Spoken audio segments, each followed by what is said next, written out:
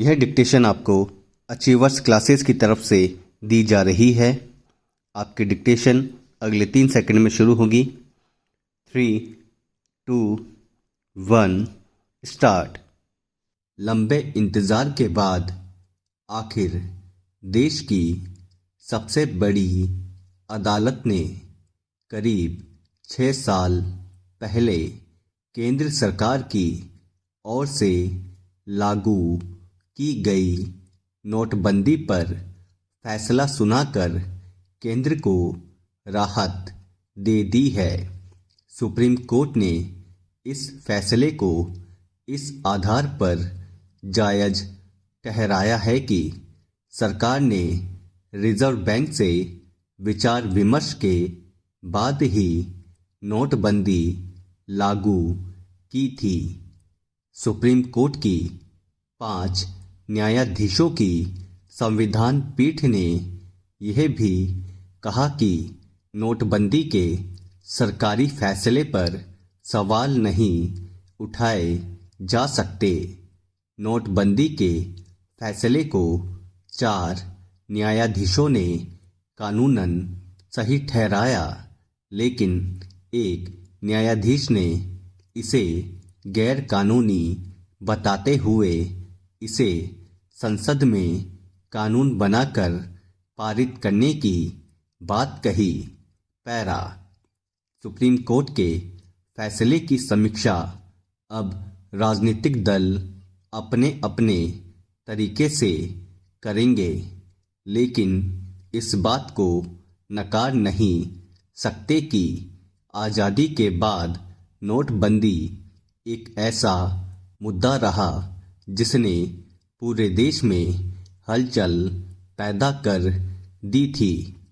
नोटबंदी के पीछे सरकार की मंशा चाहे काला धन बाहर लाने की रही हो, लेकिन इस फैसले ने लोगों को महीनों तक विचलित किए रखा।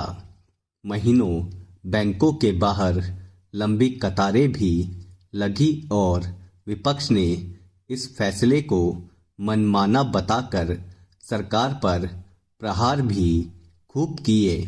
सरकार ने जिस मंशा व मकसद से नोटबंदी का फैसला किया वह कितना पूरा हुआ, इस पर बहस का दौर आज तक जारी है। अदालत ने अपने फैसले में यह भी स्पष्ट किया कि सरकार के आर्थिक फैसलों को बदला नहीं जा सकता।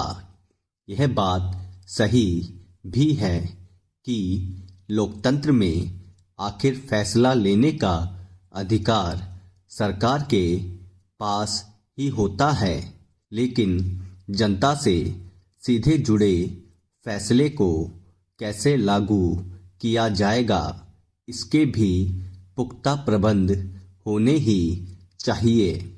नोटबंदी और इसके बाद भी सरकार की तरफ से बार बार नियमों में बदलाव का ऐलान किया गया।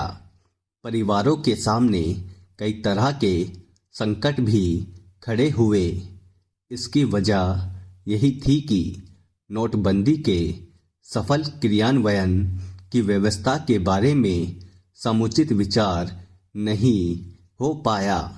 यहाँ सवाल नोटबंदी के समर्थन या विरोध का नहीं है।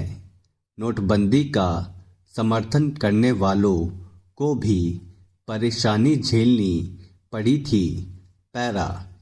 अदालत ने नोटबंदी के इस फैसले को विधि सम्मत भले ही ठहरा दिया, लेकिन कुछ अनुत्तरित सवाल छूट गए। मसलन नोटबंदी के फैसले से देश को कितना फायदा हुआ, सरकार अपने मकसद में कामयाब हुई या नहीं। लोकतंत्र में सरकार फैसले तो ले सकती है, लेकिन हर फैसले को लेकर पक्ष विपक्ष की ओर से उठाए जाने वाले सवालों पर भी ध्यान देना चाहिए। स्टॉप। दोस्तों, डिक्टेशन के कठिन शब्द प्राप्त करने के लिए टेलीग्राम ग्रुप को ज्वाइन करना ना भूलें, जिसका लिंक डिस्क्रिप्शन में दिया गया है। अगर आपको डिक्टेशन पसंद आई है तो लाइक करें, शेयर करें और चैनल को सब्सक्राइब करना ना भूलें। Thank you.